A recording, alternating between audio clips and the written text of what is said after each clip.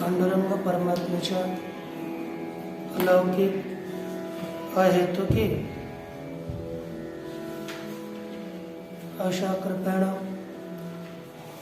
तथैव श्री ज्ञानेश्वर महाराज, जगद्गुरु तुकाराम महाराज, संत एकनाथ महाराज, सब संतों की कृपा से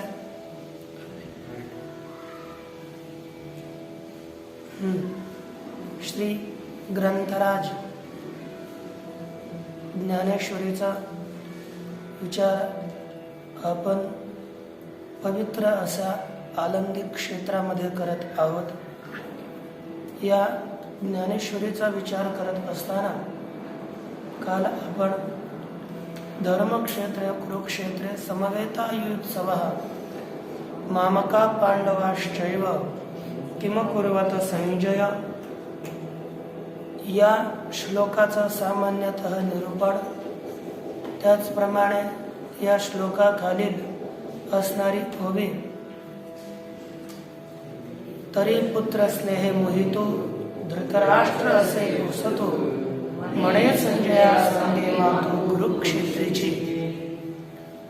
या ओवीचा विचार पाहिला. श्लोकातील जे पद आहेत अर्थात अगोदर धृतराष्ट्र उवाच या पदाचं व्याख्यान तरी पुत्र स्नेहे मोहितो धृतराष्ट्र असे पुसतो म्हणे इथपर्यंत धृतराष्ट्र उवाच या पदाचं व्याख्यान पाहिलं. तत्पश्चात हे संजया सांगे मातो या पदानं व्याख्यान केलं व कुरुक्षेत्रे या पदाचं व्याख्यान कुरुक्षेत्रीची या शब्दाने केलेलं आहे. धर्मक्षेत्रे कुरुक्षेत्रे हे जे काही दोन पद आहेत त्यापैकी एका पदाचं व्याख्यान केलं तरी सुद्धा आता यातीलच धर्मक्षेत्रे या पदाचं व्याख्यान अवशिष्ट आहे. त्या पदाचं व्याख्यान पुढील ओळीमध्ये श्री ज्ञानोबा माऊली करतात पहा. जे धर्मालय म्हणीचे तेथ पांडव आणि माझे गेले असते व्याजे. तदनंतर जे काही धर्मक्षेत्र कुरुक्षेत्र या पदाचं व्याख्यान आरंभ होता ते व्याख्यान पुढील पदात केलं. जे धर्मालय म्हणजे तेथ इथपर्यंत धर्मक्षेत्रे कुरुक्षेत्रे या पदाचं व्याख्यान येत आहे. तेथ पर्यंत तेथ सप्तमी विभक्ती आहे म्हणजे सप्तमी विभक्तीचा द्योतक अव्यय आहे. परंतु इथपर्यंत त्या ठिकाणी म्हणजे धर्मक्षेत्र अशा कुरुक्षेत्राच्या ठिकाणी पुन्हा मामका पांडवाश्चैव या पदाचं व्याख्यान पांडव आणि माझे या पदात केलं गेलं. तसंच समवेता युयुत्सवः या पदाचं व्याख्यान गेले असते व्याजे झुंजाचे या पदानं केलेलं आहे. तरी आता सरळ अर्थ आपणास दिसून येईल. अन्वय पहा. जे धर्मालय म्हणजे तेथ पांडव आणि माझे झुंजाचे निव्याजे गेले असती हा अन्वय आहे. याचा अर्थ जे धर्मालय म्हणजे तेथ जे अर्थात जे कुरुक्षेत्र जे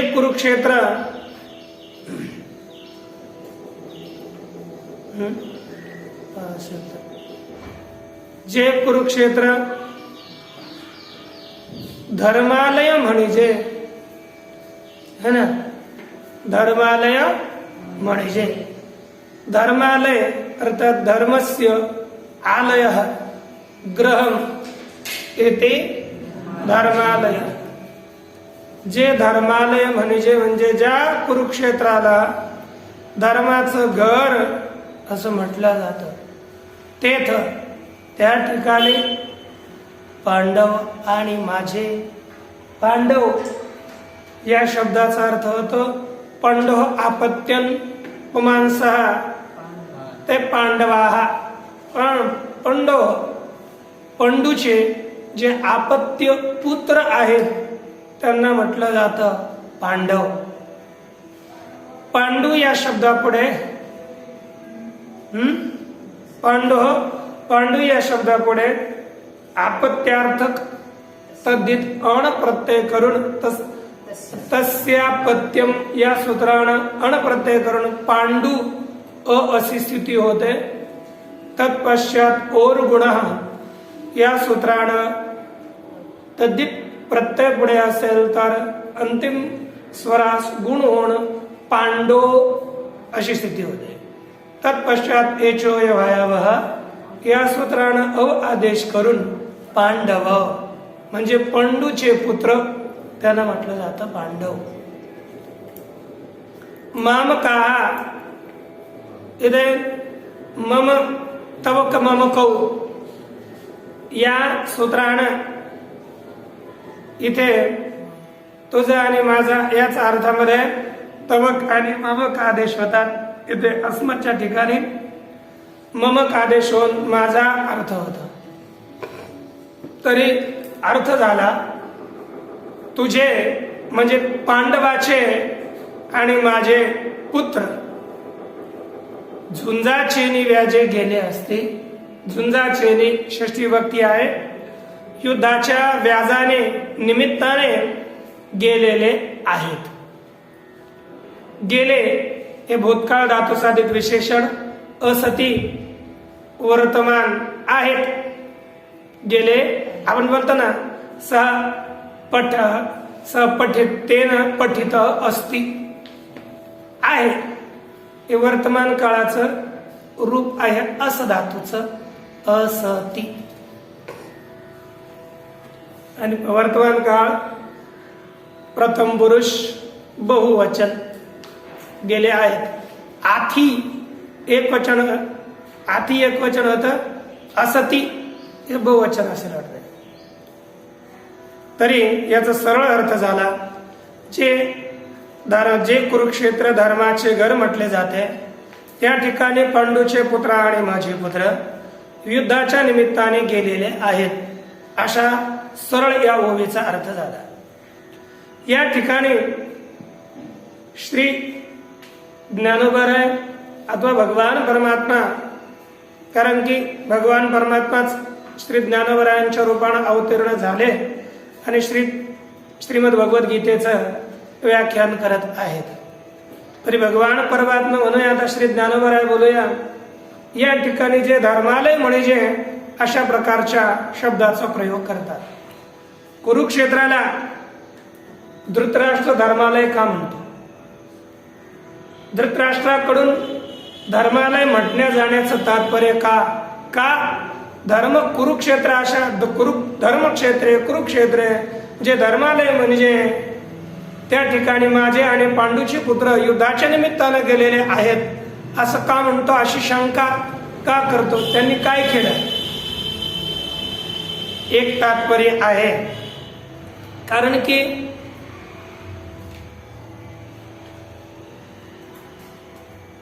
एक शंका होते की कुरुक्षेत्रात माझे आणि पांडूचे पुत्र गेलेले आहेत. त्यांनी त्या ठिकाणी जाऊन युद्धच केले किंवा तदतिरिक्त काय दुसरं काय केलं? युद्ध केलं की नाही केलं? शंका येते. कारण की दुर्योधन इत्यादी हे अर्जुनादिकापासून प्रत्यक्ष भीतच आहेत. म्हणजे दुर्योधनादिकांना अर्जुनापासून प्रत्यक्ष भय होतेच, पांडवापासून प्रत्यक्ष भय होते.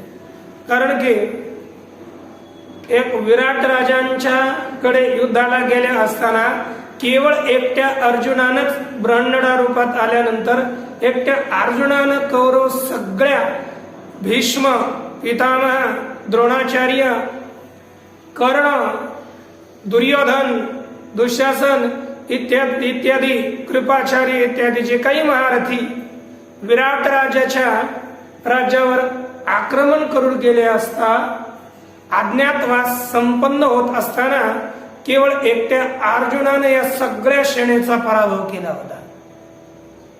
एकटा अर्जुन सगळ्या सेनेचा पराभव करू शकतो इतका धनुर्धर महान.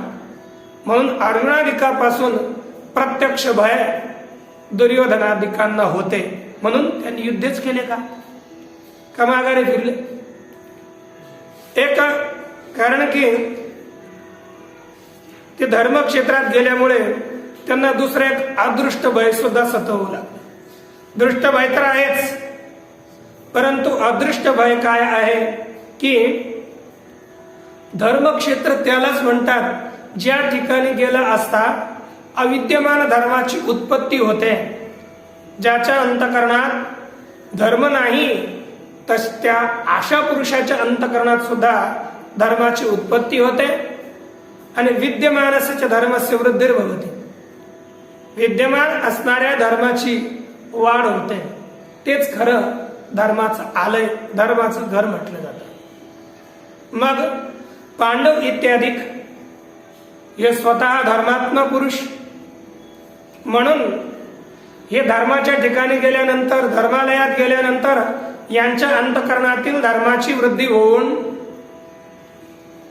कुळाच्या नाशापासून होणारी जी काही हिंसा आहे त्यापासून निवृत्त होतील. आणि जर निवृत्त झाले तर युद्धा वाचूनच आमच्या पुत्रांना राज्य मिळालेच, म्हणून तो एक शंका करतोय. दुसरी एक स्थिती आहे, ज्याच्या अंतकरणात धर्म नाही अशा पुरुषांच्या अंतकरणात सुद्धा धर्माची उत्पत्ती होते. मग दुर्योधनाधिक जर या धर्मक्षेत्रात गेले तर त्यांच्या अंतकरणात धर्म उत्पन्न होऊन ते धर्मापासून विरत झाले तर पांडव तर युद्ध वाचूनच राज्य प्राप्त करतील. माझ्या पुत्रांना राज्य प्राप्त होणारच नाही. म्हणजे इतका खटाटोप आतापर्यंत केला पुत्रांना राज्य प्राप्त व्हावा या हेतून तो सगळं व्यर्थ होईल या आशेनं सुद्धा धृतराष्ट्रजी त्यांना एक पांडुपुत्रांना प्राप्त न व्हावं किंतु माझ्याच पुत्रांना राज्य प्राप्त व्हावं अशा आशेनं झालं काय, अशा प्रकारचा प्रश्न धृतराष्ट्र करत आहे.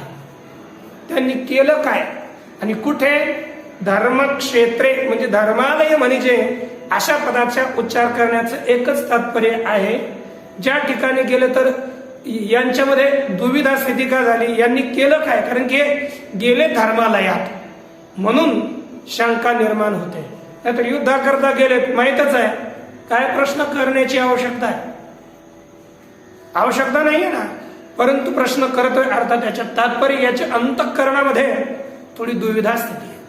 कारण की युद्ध होतंय की नाही होतंय, माझ्या पुत्रांना राज्य प्राप्त होतंय की नाही होतंय याच्याकरता धृतराष्ट्र प्रश्न करत आहे. कारण की हे जे काही क्षेत्र आहे या कुरुक्षेत्राचं वर्णन श्रुतीमध्ये सुद्धा केलेलं आहे.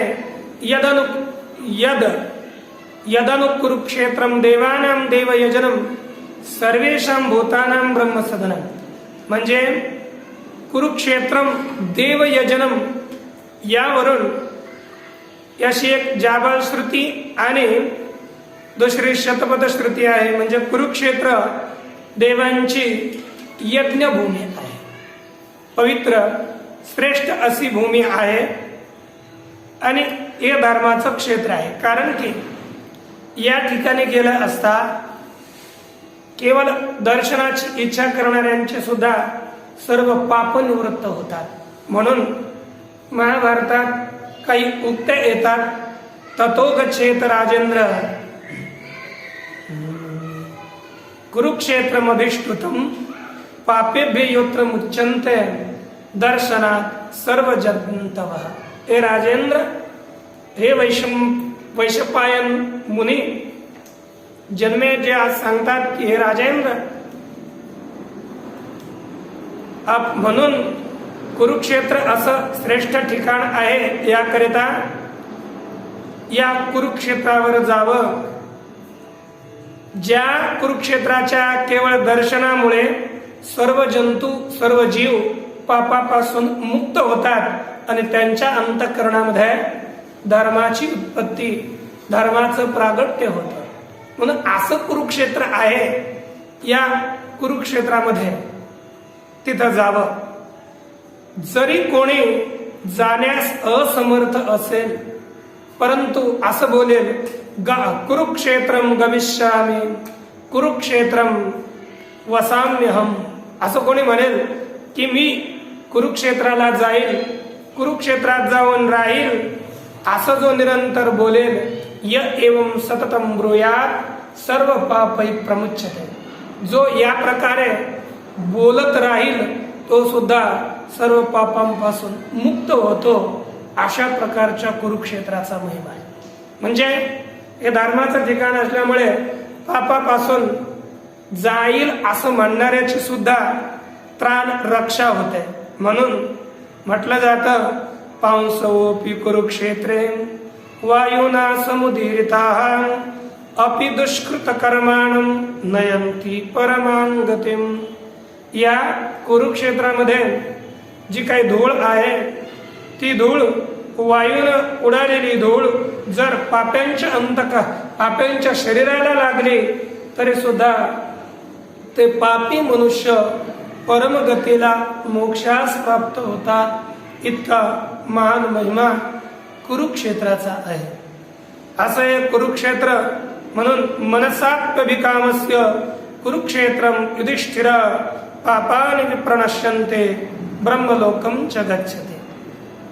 म्हणून युधिष्ठिरजींना सांगितलेला महिमा आहे की मनाने सुद्धा कुरुक्षेत्रावर जाण्याची इच्छा करणारा जो मनुष्य आहे त्याची सगळे पाप नष्ट होतात आणि तो ब्रह्मलोकास जातो. गत्वाही त्या ठिकाणी जाऊन जर तो कुरुक्षेत्रामध्ये कसा जाईल तरी बोलतात गत्वाही श्रद्धया युक्त कुरुक्षेत्रम कुरुद्व फलम प्राप्नोति च तदा राजसूयाश्वमेधयो. श्रद्धायुक्त होऊन जो मनुष्य कुरुक्षेत्राला जाईल तर तो कोणतं फळ प्राप्त करतो. तरी हे फळ प्राप्त करणं सोपं नाही. राजसूय अश्वमेध यज्ञ करायचा असेल तर प्रभू रामचंद्र युधिष्ठिराधिक त्यांच्यासारखी मोठी माणसंच करू जाणं आज असंभव आहे. अश्वमेध करत असताना या सगळ्या जगामध्ये एक मोकळा घोडा आपल्याला घोडा सोडावा आणि तो जर घोडा सोडला आणि तो घोडा कोणी रोखवला नाही पाहिजे. म्हणजे सर्वांना आपला आधिपत्य स्वीकार करून तो घोडा फिरून वापस पुन्हा आला तरच तो एक म्हणजे तिथून पुढे राजश्री अश्वमेध यज्ञ आपण करू शकतो. याच्यामध्ये बहुत फार दक्षिणा दिली जाते म्हणजे आपल्याकडली सगळी संपत्ती समाप्त होऊन जाते. इतके कारण की फार महान यज्ञ आहे. या अश्वमेध यज्ञाचं वर्णन आपण थोडा नंतर बृहदारण्यक उपनिषदामध्ये पाहू. अश्वमेध यज्ञ आणि अश्वमेध यज्ञांचं वेगळ्या रीतीनं केलेलं चिंतन. तरी या राजसूय राजा क्षत्रियांकडूनच केला जातो हा राजसूय यज्ञ अश्वमेध यज्ञ. आणि या राजसूय व अश्वमेध यज्ञाचं फळ केवळ तिथे श्रद्धेनं जाणाऱ्यास प्राप्त होतं. म्हणून इतकं श्रेष्ठ धर्मालय आहे. अशा जर धर्माच्या क्षेत्रामध्ये दुर्योधन आणि पांडूचे पुत्र गेलेले आहेत त्यांच्या अंतःकरणामध्ये जर अशी लिप्सा युद्ध न करण्याची इच्छा होऊन त्यांनी युद्ध तर सोडले तर नाही किंवा माझ्याच पुत्राने युद्ध तर सोडले नाही. अशा प्रकारच्या आशेनं या ठिकाणी धृतराष्ट्रजींना प्रश्न विचारलेला आहे. आणि प्रश्न विचारल्यानंतर त्यांनी एक शब्द धर्मक्षेत्र जे धर्मालय म्हणजे ते तर पांडव आणि माझे गेले असती व्याजे झुंजाचे. गेले असती व्याजे झुंजाचे इथे पांडव आणि माझे या दोन शब्दाचा प्रयोग केलेला आहे. पांडव पहा एकाच कुरुकुलातील आणि भावाची मुलं म्हणजे ते माझेच धृतराष्ट्राचे साक्षात आहेत. त्याच्यामुळे मामका या शब्दानेच पांडवांचंही ग्रहण होत आहे आणि कौरवांचं सुद्धा ग्रहण होत आहे. असं असताना सुद्धा या ठिकाणी धृतराष्ट्र पांडव आणि माझे असं पृथक्करण करत आहे. माझे इतकंच म्हणावं, पांडव आणि माझे असं म्हणू नये. परंतु धृतराष्ट्र हा पांडव व कौरव हे दोन्ही अशा प्रकारच्या शब्दाचा प्रयोग करून दोन्ही धृतराष्ट्राचे आहेत परंतु मामका अर्थात माझे इतकं म्हटलं तरी चालतं, परंतु पांडव असा निर्देश करून धृतराष्ट्र हा पांडवांविषयी ममत्व नाही, माझं ममत्व केवळ कौरवांशीच आहे, पांडवांशी ममत्व नाही, हे द्योतित करून पांडवांविषयी आपला द्रोह प्रगट करत आहे. विशेषतः या उक्तीप्रमाणेच धृतराष्ट्राचं अंतकरण हे अधम असल्यामुळे उदार चरित्रवाल्यांचं असं अंतकरण होत नसतं. अयम निज परो वेती गणना लघुचेतसाम उदार चरितानां तु वसुधैव कुटुंबकम. कारण की हा माझा आणि हा दुसरा अशा प्रकारच्या शब्दांचा प्रयोग गणना लघुचेतसा, ज्यांचं चित्त लहान आहे, चित्त लहान म्हणजे निकृष्ट आहे, ज्यांच्या चिंतक अंतकरणाची व्यापकता वाढलेली नाहीये, अशा पुरुषांची स्थिती आहे. परंतु उदार चरित्र ज्यांचं अंतकरण विशाल आहे, वसुधैव कुटुंबकम, ही भावना, या अशी भावना असावी.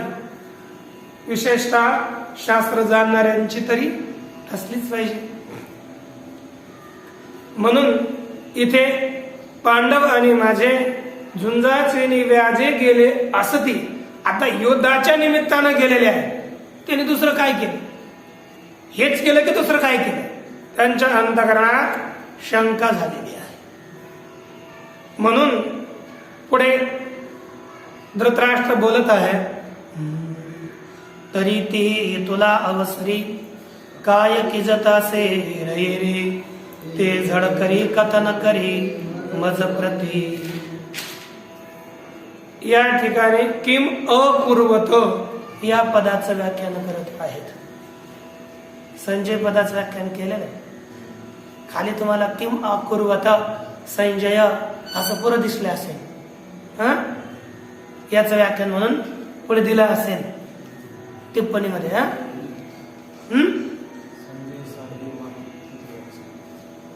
तिथेच दिले खाली त्यांनी सुद्धा. मी खाली सांगतो तुम्हाला असं केलंय, पण संजय मागे गेलाय, हे लक्षात ठेवा. की इथे किम अकुर्वत या पदाचं व्याख्यान करत आहेत. पाहत अन्वय, तरी ते तुला अवसरी एरे एरे काय किजत असे, ते जड करी मज प्रती कथन करी, असा अन्वय. अर्थ, तरी तर तीही, ती अर्थात त्यांनी, ती हे सर्वनाम आहे, तृतीयच बहुवचन आहे. त्यांनी ये तुला अवसरी,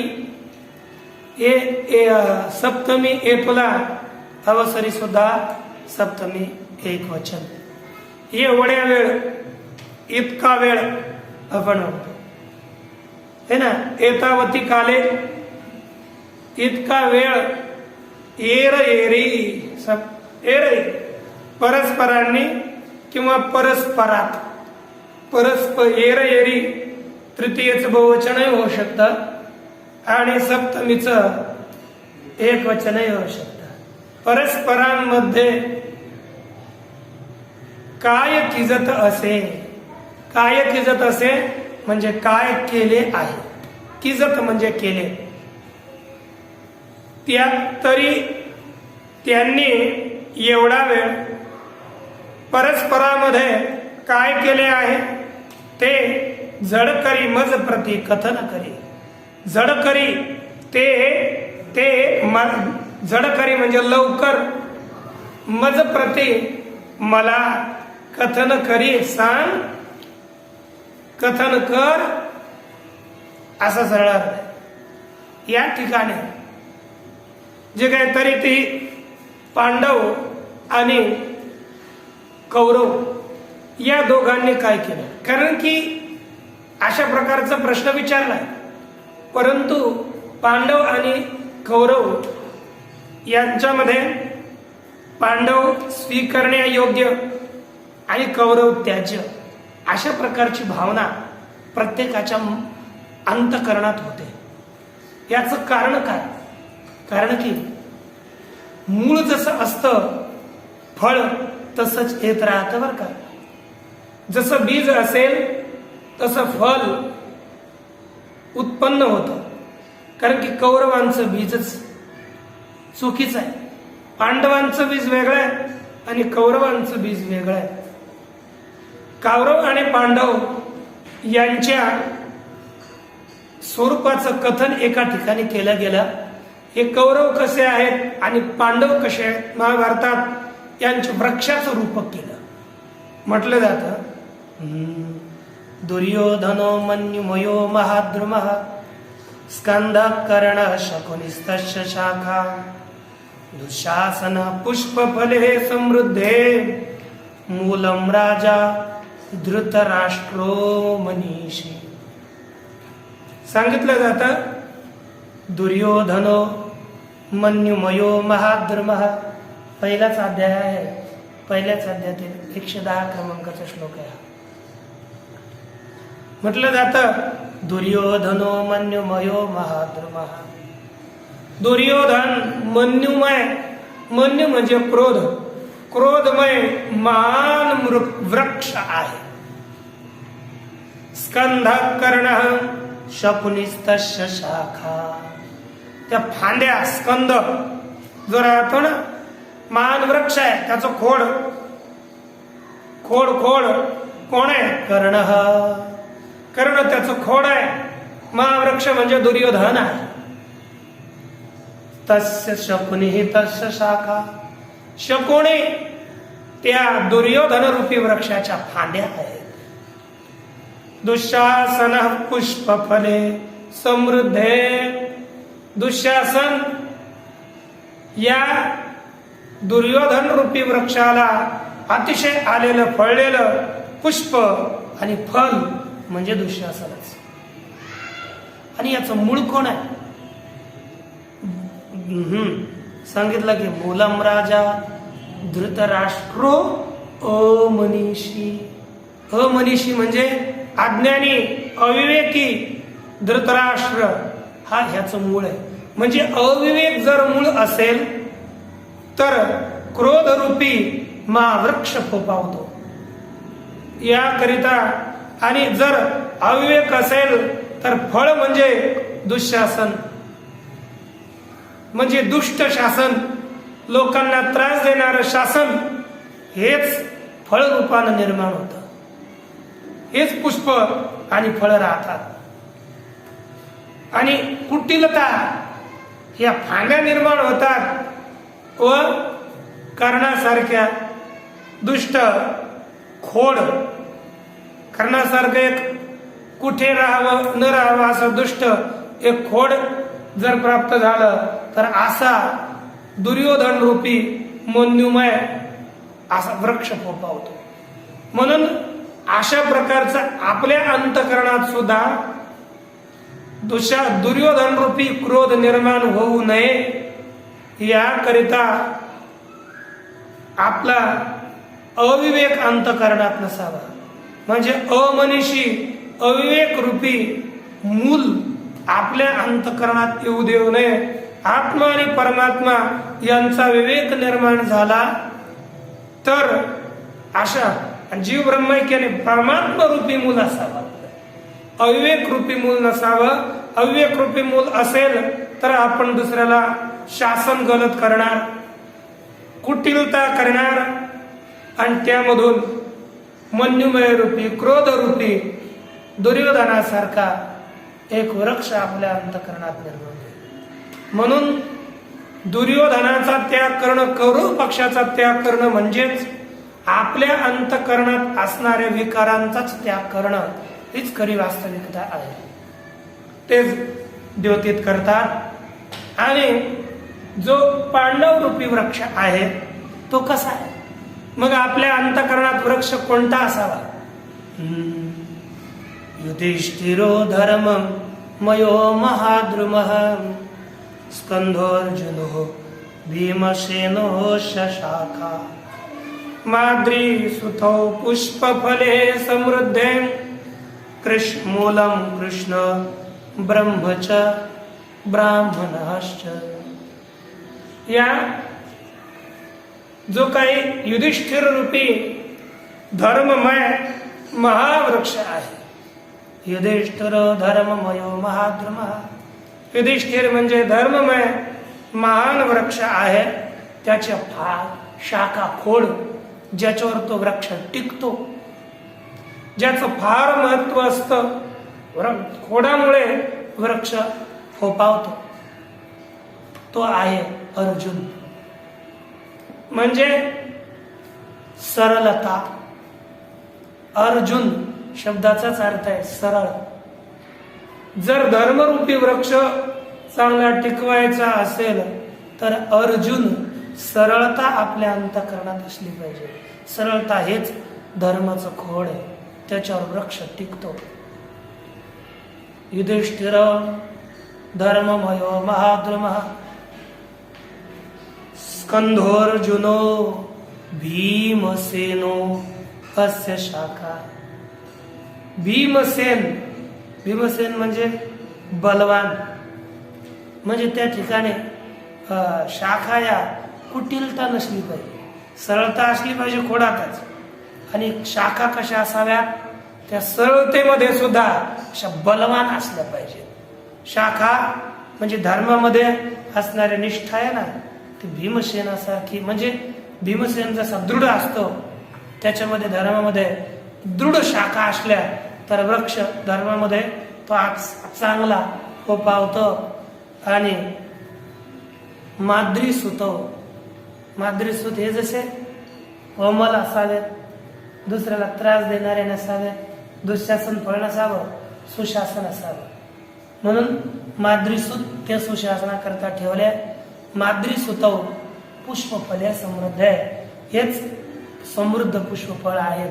आणि यांचं मूळ कोण आहे? मूलम कृष्ण, मूळ भगवान परमात्मा. ब्रह्म सगुण परमात्मा असेल, निर्गुण परमात्मा असेल किंवा ब्राह्मण असतील, हे खरं मूळ असावं. यापासून कल्याण होतं. म्हणून हे जे काही पांडव, आपले पांडव आणि कौरव यांच्यामध्ये असा आपला विभाग दिसून येतो. आता यानंतर धृतराष्ट्रानं प्रश्न केल्यानंतर संजय उत्तर देण्यास प्रवृत्त होत आहे.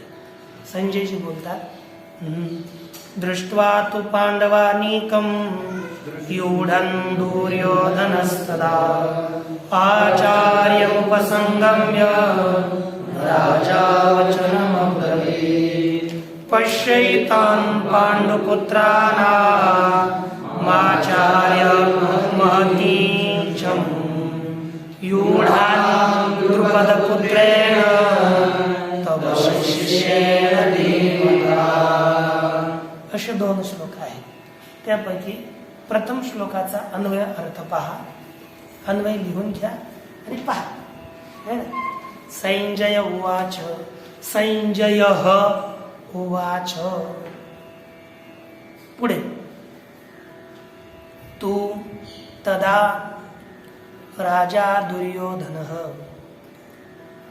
व्यूढं पांडवानीकं दृष्ट्वा आचार्यम् उपसंगम्य वचनम् अब्रवीत्. तू परंतु, तू या शब्दानं पांडवांचं उत्कर्ष द्योतित केलेला आहे. उत्कर्ष पांडवांचा आहे हे तू शब्द द्योतित करतो. परंतु तदा, त्यावेळी, म्हणजे दोन्ही सैन्य एकत्र आले तेव्हा, किंवा है ना त्यावेळी, जेव्हा दोन्ही सैन्य एकत्र आले तेव्हा काय झालं? राजा दुर्योधन, राजा दुर्योधन. युढम शब्दाचा अर्थ आहे व्यूह रचनेने युक्त असलेले. व्यूह रचने युढ, व्यूह रचना युक्त. पांडवानीकम म्हणजे पांडव, पांडवानाम अनेकम, पांडवानीकम पांडवानाम सैन्यम. पांडवांचे सैन्य दृष्टवा पाहून आचार्यम द्रोणाचार्यम आचार्य अर्थात द्रोणाचार्यां उपसंगम्य जवळ जाऊन वचनम अब्रवीत वचन शब्द मात्र बोलला असा सरळ प्रथम श्लोकाचा अर्थ झाला. द्वितीय श्लोकाचा अर्थ पहा अन्वय. पश्यैतां पांडुपुत्राणां याच्यातील कधीही जर संबोधन असेल तर संबोधन अगोदर ठेवायचं. राजा बोलतोय करता तर मागे श्लोकात गेलाय. हे आचार्य तव धीमता शिष्येण द्रुपदपुत्रेण योढां पांडुपुत्राणां एतां महतीं चमूं पश्य. हा अन्वय लक्षात ठेवा बरं का. तुम्हासही मी अन्वय विचारणार आहे. तुम्ही लिहून घ्यायचं. जशी छोटी वही येते गीता असते ना त्या गीतेवर 1 2 3 4 क्रमांक टाकून ठेवले तर तो कधीही पाहता येतो. मग आपल्याला गीता पाठ करताना सुद्धा तो अन्वय दिसतो. त्याच्यामुळे अर्थ कधी आपली गीता फिक्स करून ठेवायची ती बदलायची नाही. म्हणून त्याच्यात लिहून ठेवलंच पेन्सिल ना तर तो अन्वय कधीही राहतो. लक्षात ठेवा. हे आचार्य हे द्रोणाचार्य तव धीमता शिष्येण द्रुपदपुत्रेण तुझ्या बुद्धिमान शिष्याने द्रुपदाच्या पुत्राने रचनाने युक्त केलेली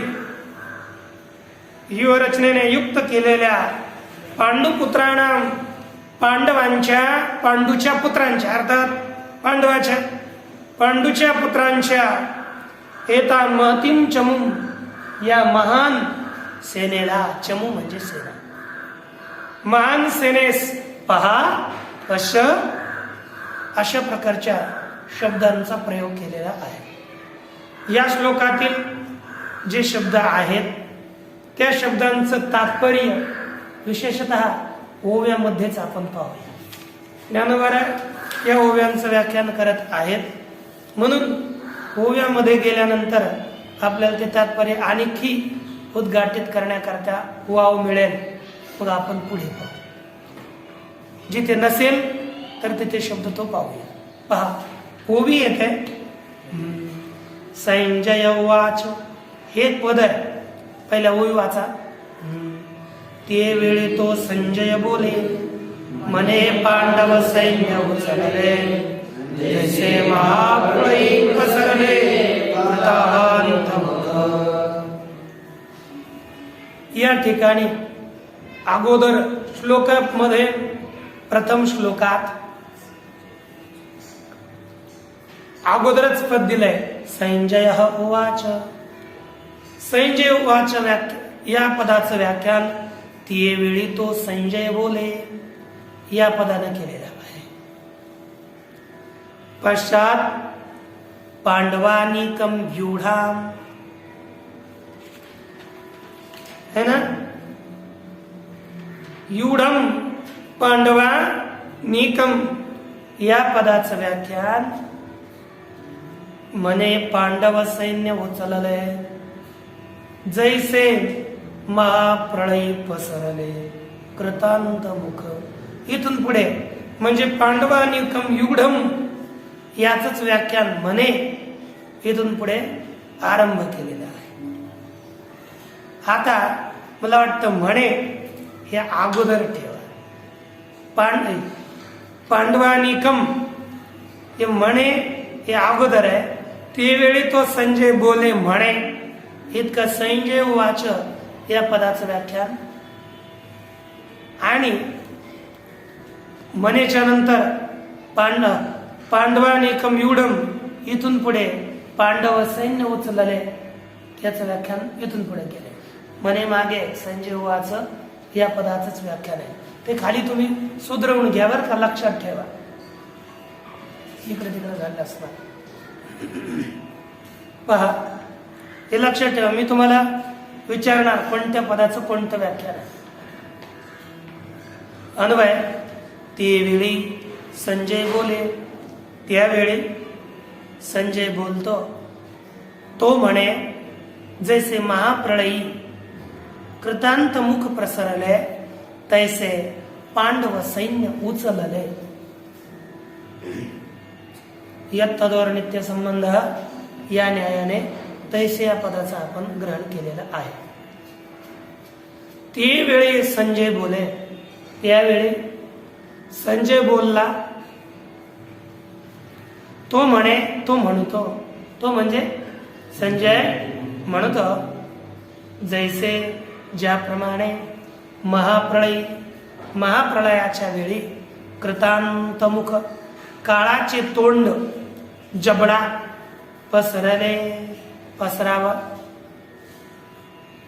तैसे म्हणजे त्याप्रमाणे पांडवाचे सैन्य उसळले. त्याचा पूर्ण अर्थ, ओवीचा सरळ अर्थ. त्यावेळी संजय बोलला. तो म्हणतो, ज्याप्रमाणे महाप्रलयाच्या वेळी काळाचे तोंड पसरावे, त्याप्रमाणे पांडवांचे सैन्य उसळले. अशा प्रकारचं व्याख्यान केलं गेलं. या ठिकाणी एक पद येत आहे, जैसे महाप्रळयी कृतांतमुख पसरले.